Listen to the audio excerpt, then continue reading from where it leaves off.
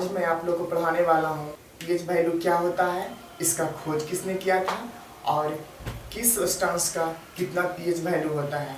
तो आइए स्टार्ट करते हैं।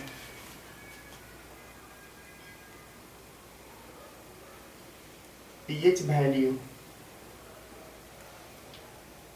तो प्लीज़ मेरे वीडियो को एंड तक देखिएगा। लास्ट में मैं आप लोगों के लिए चैलेंज लेकर आया हूँ, तो प्लीज़ एंड तक देखिएगा। देखिए ये पीएच वैल्यू होता क्या है। देखिए ये एक प्रकार का पैमाना है, ये एक प्रकार का पैमाना है, स्केल है। इसका काम क्या होता है, देखिए इसका काम है कि कौन सा सब्सटेंस एसिडिक है या फिर बेसिक है, मैं आगे बताने वाला हूँ। देखिए इसका पीएच वैल्यू का मतलब, देखिए पीएच जो होता है ना, इसका मतलब होता है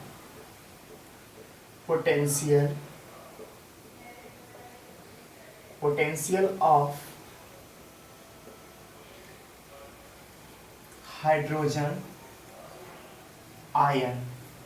ठीक है, पोटेंशियल ऑफ हाइड्रोजन आयन, ये पीएच का मतलब होता है। ठीक है ना। देखिए इसका खोज सोरेनसन डिस्कवर्ड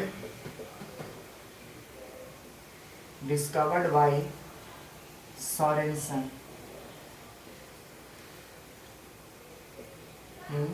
1909 में। देखिए पीएच वैल्यू का मतलब होता है पोटेंशियल ऑफ हाइड्रोजन आयन, और इसका खोज सोरेनसन नामक साइंटिस्ट ने 1909 में किया है। देखिए पहला होता है लेमन जूस। ठीक है, लेमन जूस का जो पीएच वैल्यू होता है 2.5 होता है, कोई दिक्कत नहीं। नेक्स्ट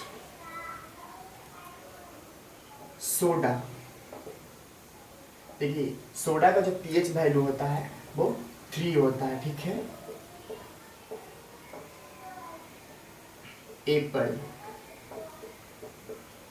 एप्पल का भी पीएच वैल्यू 3 होता है। ठीक है, देखिए लेमन जूस, जिसे नींबू का रस कहा जाता है, नींबू का रस, इसका पीएच वैल्यू 2.5 होता है। ठीक है, सोडा का 3 होता है, एप्पल का 3 होता है, किन्हीं को कोई दिक्कत नहीं। देखिए लार्ज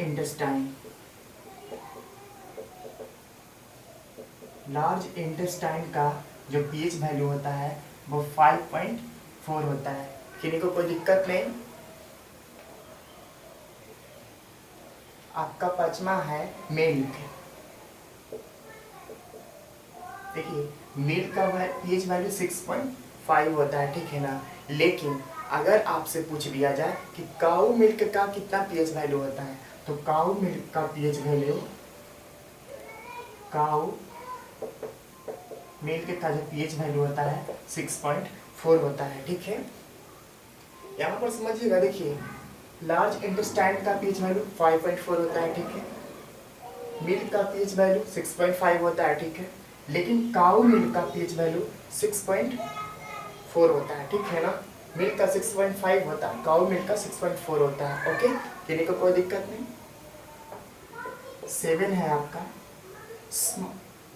स्मॉल इंटेस्टाइन,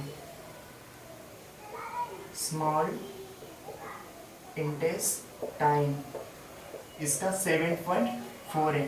देखिए यहाँ पर समझिएगा, लार्ज इंटेस्टाइन अगर पूछा जाए इसका पीएच वैल्यू कम होता है। ठीक है, और अगर स्मॉल इंटेस्टाइन पूछा जाए इसका पीएच वैल्यू ज़्यादा होता है। ठीक है ना, यानी कि लार्ज इंटेस्टाइन का वैल्यू 5.4 होता है और स्मॉल इंटेस्टाइन का पीएच वैल्यू 7.4 होता है। 8वां है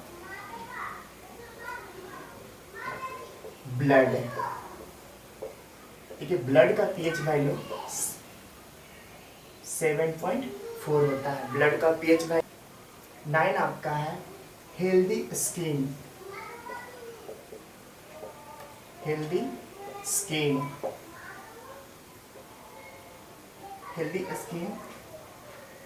हेल्दी स्किन हो गया, हेयर हो गया, नेल हो गया।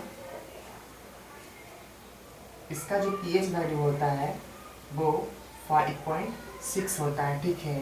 देखिए स्किन भी होना चाहिए तो वो स्वस्थ होना चाहिए, ऐसा नहीं कि मतलब वो किसी प्रकार का उसमें डिजीज हो, ऐसा नहीं होना चाहिए। आपका स्किन प्योर होना चाहिए, मतलब हेल्दी होना चाहिए, आपका हेयर भी हेल्दी होना चाहिए, आपका जो नेल होता है वो भी हेल्दी होना चाहिए। और अगर हेल्दी स्किन, नेल और हेयर अगर पूछते हैं इसका पीएच वैल्यू, इसका पीएच वैल्यू 5.6 होता है, ठीक है। पनीर का कितना होता है? 5.9 होता है, ठीक है। नेक्स्ट है ह्यूमन टीयर।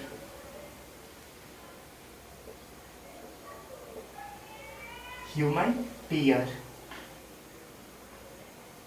ह्यूमन टीयर का होता है 7.4 होता है। देखिए बैटरी एसिड जो है इसका पीएच वैल्यू 0 होता है, ठीक है। Next tomato juice.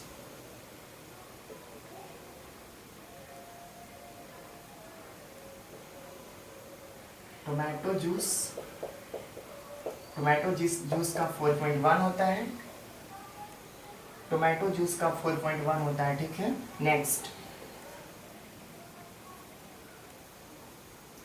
नेक्स्ट देखिए कॉफी का 5 होता है, ठीक है। नेक्स्ट टी का 5.5 होता है। नेक्स्ट है एसिड रेन इसका जो पीएच वैल्यू होता है 2 से 5.6। नेक्स्ट बनाना,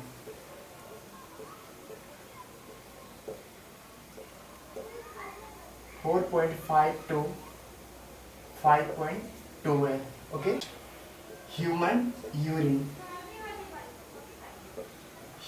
यूरिन इसका पीएच वैल्यू होता है 6। नेक्स्ट है आपका बटर,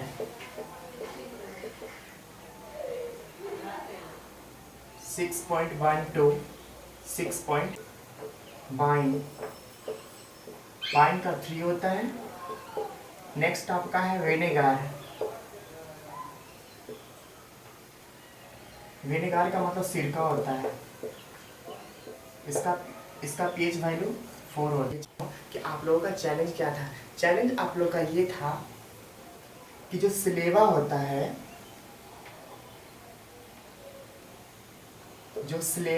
है, जिसको लार कहते हैं, ठीक है, जिसको लार कहते हैं, इसका पीएच वैल्यू कितना होता है, ठीक है। एक बताना है आफ्टर मील्स, भोजन के बाद, और एक बताना है बिफोर मील्स यानी कि भोजन के पहले।